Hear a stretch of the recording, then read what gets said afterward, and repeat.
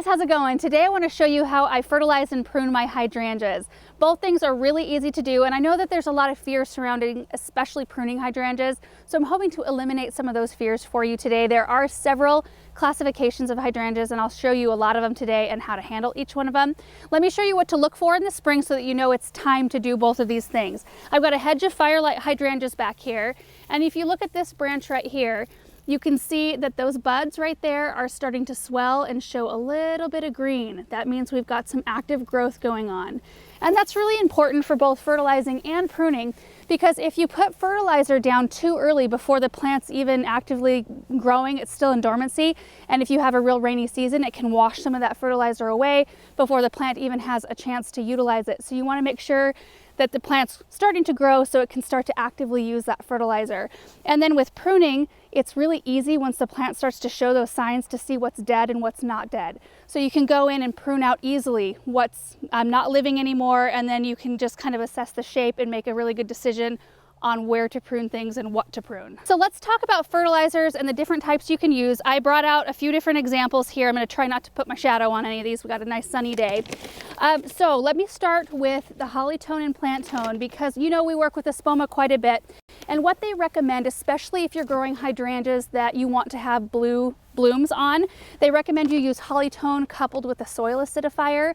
Now it will all depend on your soil pH, your soil chemistry, because you know some areas are more acidic naturally, and in which case you wouldn't need to use a soil acidifier. In my area, we are so alkaline that I could use a lot of Holly Tone and a lot of soil acidifier, and I still probably wouldn't get a blue bloom because our soil is so high pH. I could maybe do it in a container.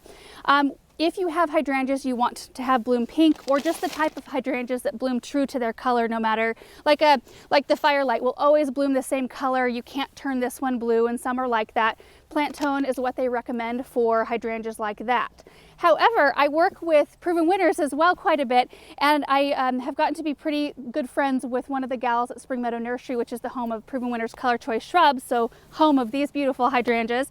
And she recommends Rose Tone because this is a fertilizer for woody flowering shrubs, which a hydrangea is.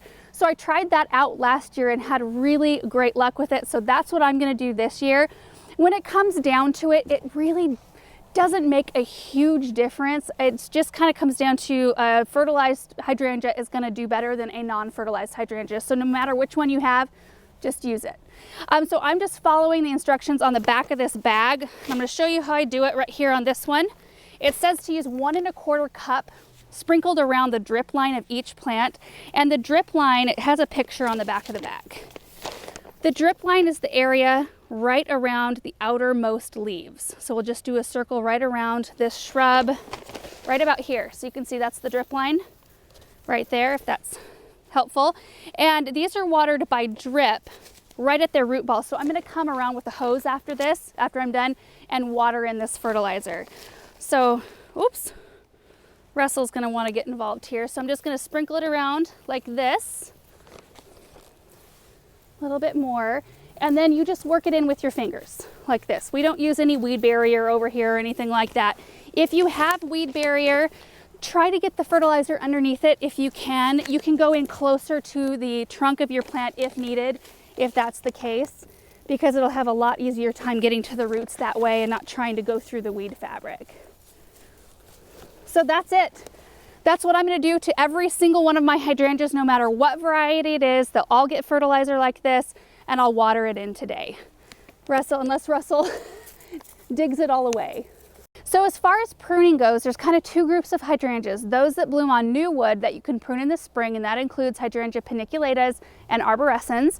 And then there's a group of hydrangeas that you should not prune in the spring because they bloom on old wood, which means that they've already formed their buds to bloom on last year's growth. And if you prune off too much of them, then you may forfeit your blooms for that year. And that group includes oak leaves, serratas, which are mountain hydrangeas, and macrophyllus, which are big leaf hydrangeas. And I have, I think, examples of every one of them except serratas. So I want to go around in my garden and show you each one of them and show you how I cut and what I cut out. So first of all, you can, like I said earlier, wait until the buds are a little bit more swollen so you can see a little bit better what's alive and what's not. I can pretty much tell, because I've been growing hydrangeas for a little while, what I need to cut out. But the first thing you want to do is Rule of thumb is to cut them down by about 1/3. And I could go a little bit more than that on some of mine, like our big limelights up front.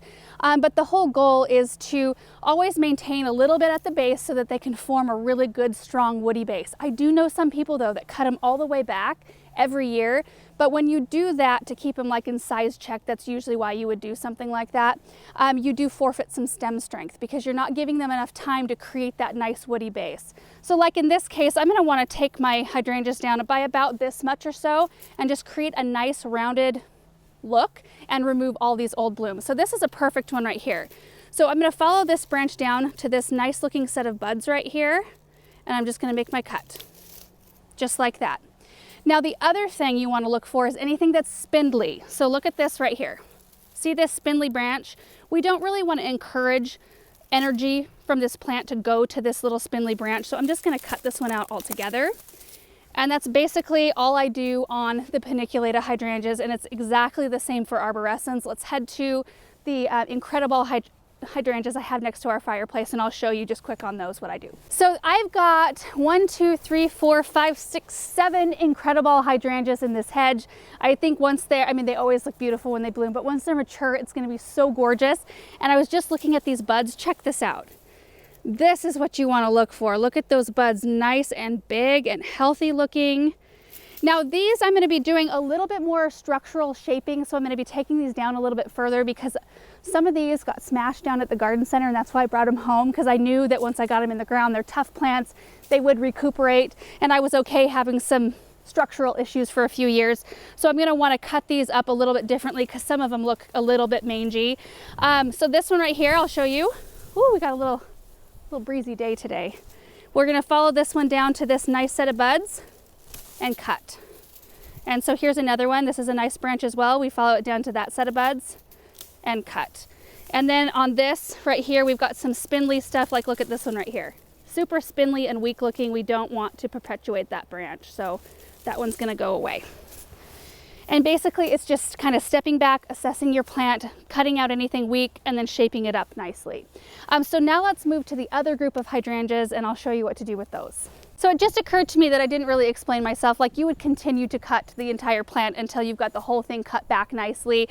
I just wanted to show you some examples first, and then I do think we're going to bring you along for the whole cut back process, but we'll speed all of that up a little bit later. So this last one is an example of an oak leaf hydrangea, and you can see the old bloom right here. If you follow it back to this stem, you can see the new shoots for this year, which will be new blooms.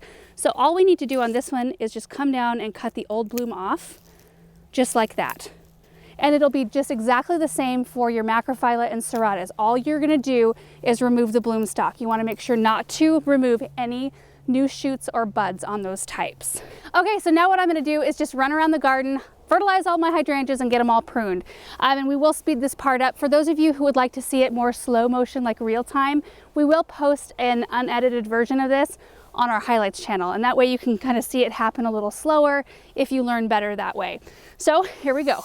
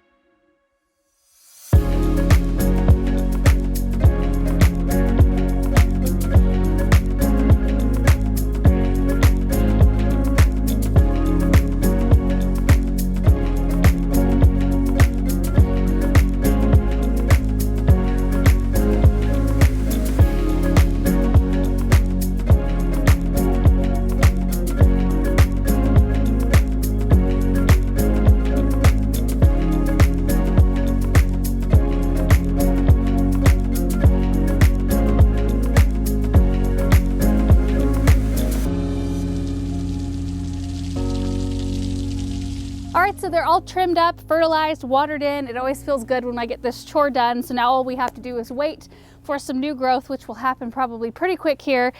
So I just wanted to end with, if you have a hydrangea and you do not know what variety or even what kind it is, I would definitely hold off on pruning. Just leave it alone until you can have somebody help you identify it. So take a picture of the bloom or take a bloom into your local garden center, see if they can help you out. And if you have a hydrangea that you've had in your garden for years and years and it's just not performing, not blooming for you, take it out and put a new variety in. There are so many wonderful varieties out there that can fit in all different kinds of locations. So I'm just kind of the mindset, don't keep fighting with something that's not giving back to you out in the garden. Put something in that will really fill you with joy when you see it, something that will really perform for you. So anyway, I hope this video was helpful to you. Thank you so much for watching, and we will see you in the next one. Bye.